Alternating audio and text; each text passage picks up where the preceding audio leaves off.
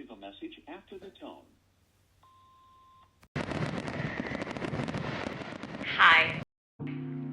The most natural way to proceed would probably be, how are you?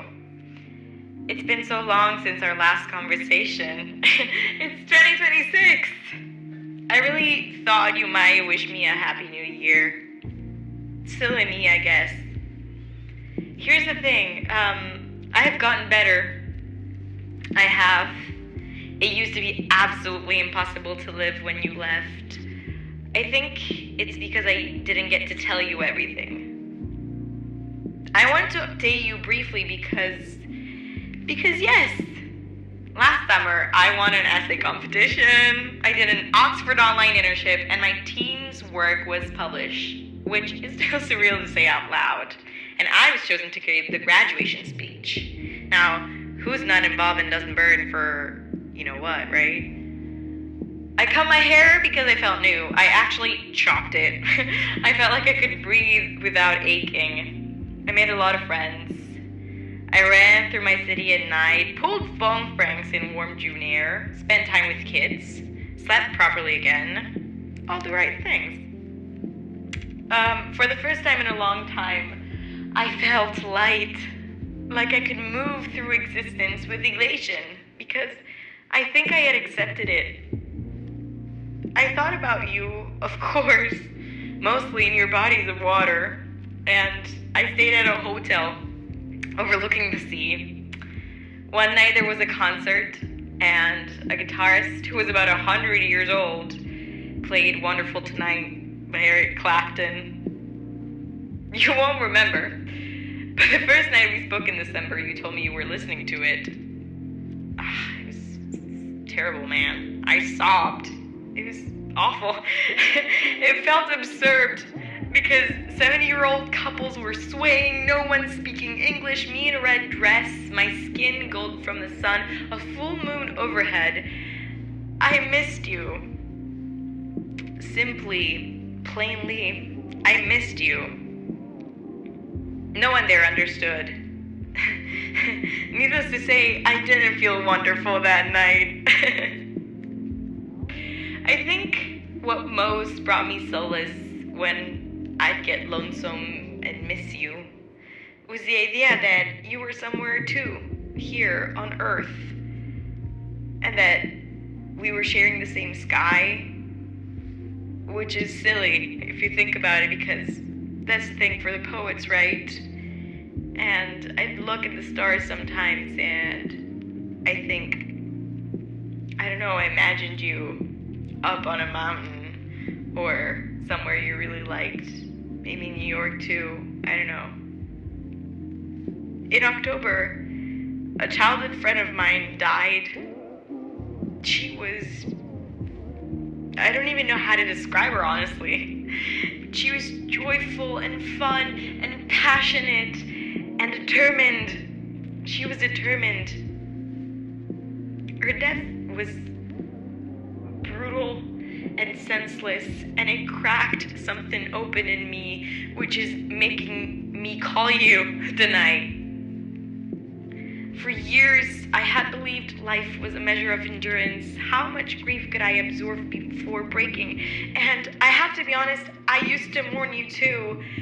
But when she died, I wanted to call you. Not for comfort. Well, I mean, also that. But because it felt ridiculous that we waste time like this.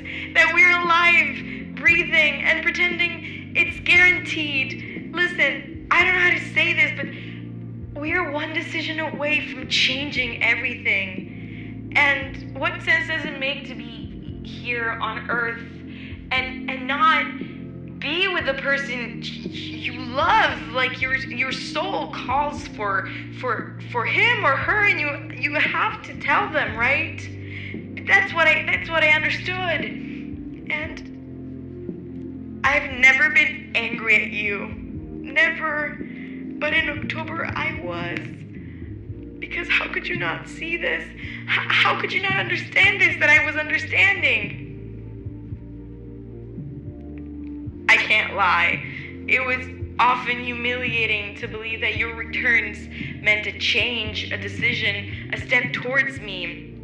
I was confused and hurt because even though it seemed like I was saying all the right things, I never managed to convince you. You never did say, okay. Now, yes, you never did make the decision, right? And maybe only now I understand that by accepting you leaving so easily, I might have pushed you away.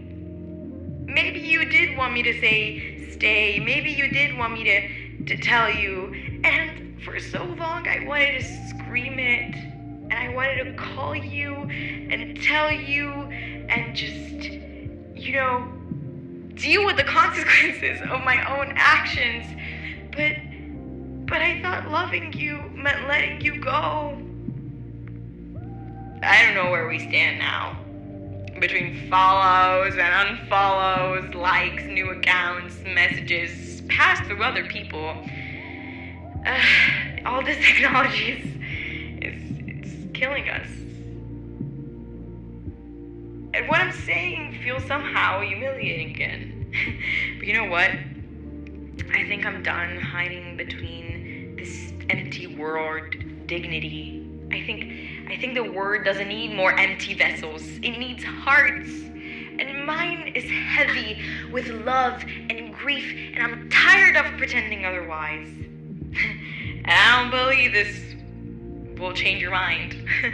Actually, you'll probably just take pleasure in it and once again feed your ego. And I don't even know where you are mentally in your processing things, reality, what you're thinking, right? I don't know if I occupy your thoughts or anything. I won't hide that you appear in my dreams. I dreamt of you today. And I won't lie, I'd like to start over. I don't know. So much time has passed. By the way, here's something I never told you. When you first asked me to watch Arcane, I tried. I really did. I made it only a little way into the first episode before I started sobbing. It was December, and you were going to leave. I felt it. I stopped because you were going to leave, and I tried again in May, but I couldn't do it then either. And then I watched it all. It was very good. Like top tier, amazing.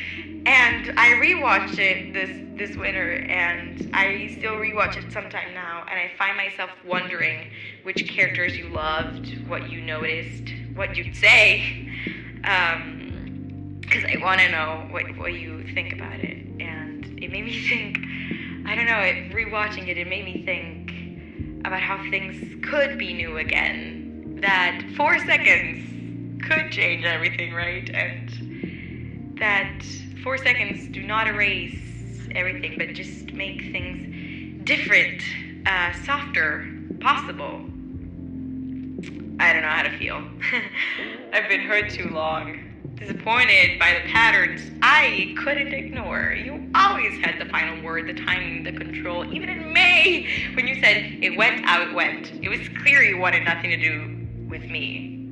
Am I right?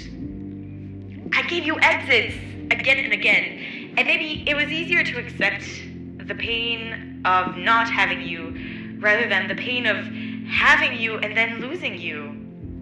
Again.